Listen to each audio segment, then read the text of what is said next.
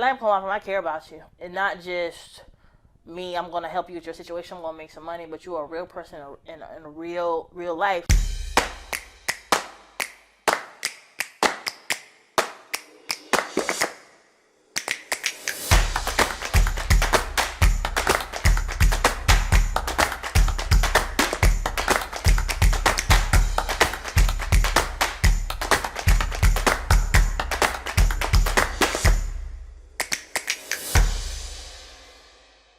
You an accountant, me I'm an attorney, him is his recipes, he has this great rapport with people, we have these major followings. So when God said go, we were able to, God sped it up. But it's like you've been doing the work all along. Yes. And now it's just, we're going to take you to a new dimension. That's what it was like, yeah. And I think that becomes very important of really building up that brand before you open, because I see a lot of people that are like, hey, I'm excited, I really like this product, I want to start a business. Right. And one of the things about being able to get customers, get people to come in to buy or to patronize your business is going to be a reputation. And if you have zero reputation before you start a business, yes. Yeah, that's real. Now, I guess outside of what you guys have done in the community and just the relationships that you and your husband have built before starting the firm, like, have there been other things that you've done to add more marketing or more visibility to the firm? Oh man, see, I think the marketing and the visibility that my firm has, I'm amazed at the amount of clients I have. But I think it's just God set me up for the win. So my husband is extremely well known. I'm well known. We're both favored. And so, like, where most people struggle with, same thing with the restaurant. Like, when a restaurant first opens, you think it's going to be slow. It's going to trickle. Not us. Y'all was at our opening. Did you get a seat? Like, 400 or 500 people showed up. And this is a diner. You know? Same thing with my firm. It's like, how are these people even hearing about me, right? But God has set us up for the win because social media helps a lot. Jeffrey's on the radio. He's in all these churches. He's well known. My parents were really, really well known. So I get support from back home. People I've met along the way. I've been to a lot of schools. I've been to Claflin. I've been to Penn State. I've been to UNC Chapel Hill. So I have all of these networks. And like we keep it in the network. And so I get calls. And then Jeffrey's been all these places. So his network's calls. So by the time the business is manifested in our lives, we had already developed connections and who we were. And so it worked out. It has worked out greatly.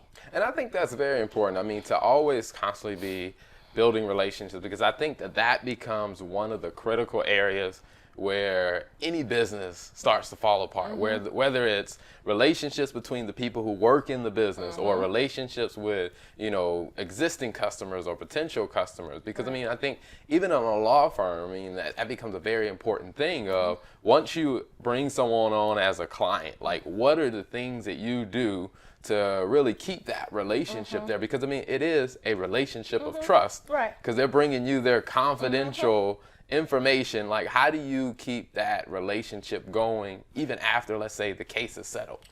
What I try to develop with my clients, first of all, I give stellar service. I give service with a level of excellence.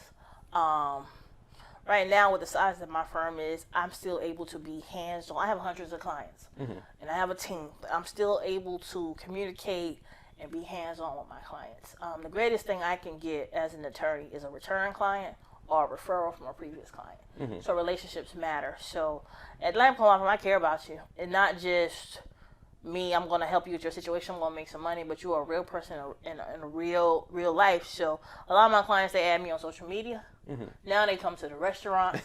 They text me, hey, Harriett, how you doing? Just want to say hello. So Jeffrey and I have like this family-like vibe, right? It's not just work. We care about people. I think caring about people and being kind, that develops the relationship. You know what I mean? So yeah, I had you were in an accident. You had some kids in the car. How your kids doing? Is it time to go back to school? Everybody good? Y'all need anything? Just check on people. But I'm Southern and I'm from the country, so that's how we grew up. So I take that same approach with my clients. Yeah. So. And even in just the conversations we've had and just the different things I've seen you do on social media, I mean, I see you guys have a very big heart for caring for people and the community. So I know you guys do special events of giving back to the community. What are some of the events that you guys have done in the past couple of years? Oh, wow. From the law firm, I do wills workshops because estate planning in the African American community is extremely important to me. So I go to churches, gymnasiums, school cafeterias in African American communities, and I give away free estate plans. That's like a $1,500 value. I take my team, we set up a mobile law office, laptops, printers, notaries, and we're doing them on the spot after I do a presentation of why you need them. Jeffrey and I, we give turkeys for Thanksgiving. We give toys for Christmas. We give supplies going back to school. We just give whatever because there are a lot of people in need. So God does not bless you to be selfish, to store it all up for yourself. So, and it's just like, it's not about how much you have, it's sharing what you got because everybody can give something. Yes. I'm just married to a man whose desire to give matches mine. So those are a few of the things that we do. We have a summer arts camp that we do week long. We take it to different places in Clarendon County, here in Sumter County, where students can come out and learn about arts and music and drama. So we love people, God, kids. So you just share, you know. So those are some few of the things we do. Now, speaking of the estate planning, what are some of the, I guess you say, some of the reasons why people usually don't have an estate plan? 2 reasons. 1, lack of knowledge. 2, people think they're not going to die, right? 3, people think, oh, they'll be fine. My kids got it, right? I'm not playing with you. And this is what we as African Americans do a lot of times. Like grandma didn't make a will because she loved all her kids equally. So grandma's not gonna leave the house to one kid because the other kids might think grandma loved that kid more. Well, what grandma's not realizing is that when you die, your house is gonna become heir property, and we're gonna have to split it amongst all of these kids. And if your kids die off, like then it's split between the kids and the grandkids. They can never sell it. There's no marketability. We can't mortgage it. And if one person forgets to pay the taxes, it's gonna go to the tax sale, and we're gonna lose it for $300 or $400. Wow. Right. And so I tell people, you know your children. Pick the child who's the most responsible. Put your wishes down on paper, even if it's to never sell the house, split the money like this, that, and the third. But land is one of our greatest resources, and a lot of African Americans, we lose it because we're not knowledgeable. You need wills, you need power of attorneys, and I actually got started with giving this stuff out for free in 2015. My mom only had one sister. My mom's sister passed away. She lived in New York on Long Island. She was extremely wealthy, highly educated, Ivy League, PhD. We were really close, and her husband had predeceased her. Her daughter had predeceased her. She got sick with cancer, and I did a lot for her after her daughter died. And I was like, Auntie, let me make you a will. And I've been asking her to make her a will since 2007. She died in 2015. She wouldn't do it. She wouldn't do it. And she had a granddaughter that she was left here to take care of. And my aunt died in 2015, and like she had all these properties, all of these things she owned, and her granddaughter wasn't old enough to take care of it. I had to open an estate, but it's just like it was a battle, and it's like her granddaughter she had no plan. Yeah, she had no plan, and like some properties were lost because we didn't have a plan. You know how much properties are worth in New York, so it's just like, no, I don't want anybody else to go through this. So I came home and I said, I'm gonna start educating my people, and my aunt knew better. Well, it's just like, that's why I say black people they don't want to because they think they're gonna live forever, right? So it's just like, we can't do that. We can't do that. So prepare. Prepare. One day you're going to leave here, get life insurance so we can stop doing these GoFundMes for funerals. Everybody's going to die. Life insurance is really cheap. Get a will. You know what I'm saying? Even, you're like, I don't own anything. You own something, even if it's just a car that you drive. It'd be really, really easy if you have a will and you leave an executor or a personal representative name who you want to handle your business affairs when it's over. And that helps. So I try to get that message to as many African Americans as I can, because my Caucasian counterparts don't seem to have that problem. But in the African American community, I see it a whole lot. And it's not until somebody dies and somebody left a little bit of something, and families go crazy at times. I can agree to all that. Black people know about that. I have seen that. I remember when I was in college, and my tax professor, and so he was also a JAG officer.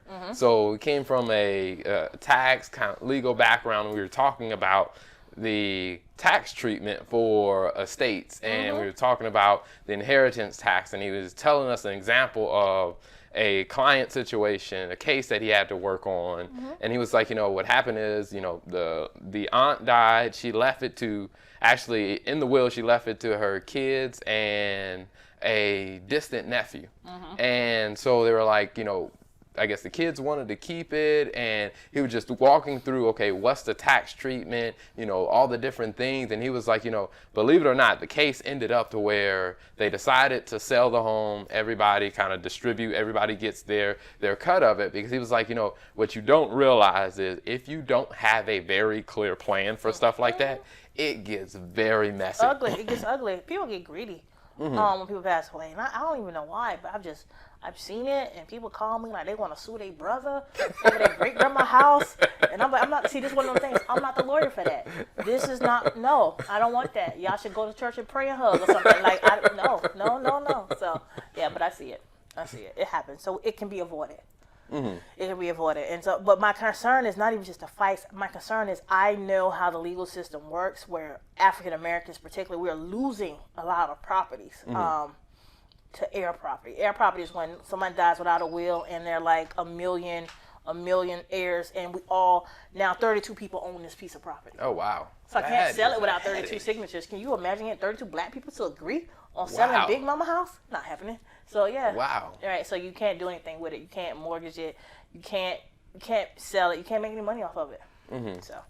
Yeah. I mean, and that is a unfortunate hassle. because I can imagine starting a business and having to make a decision where you need 32 signatures to make nothing will get done. It's never going to happen, because people who've never had an opinion, if they think they can get $2 out of it, they got something to say. Nah, we good over here.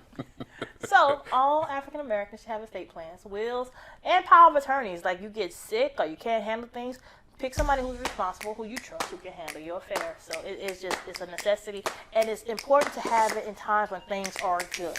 When things are good.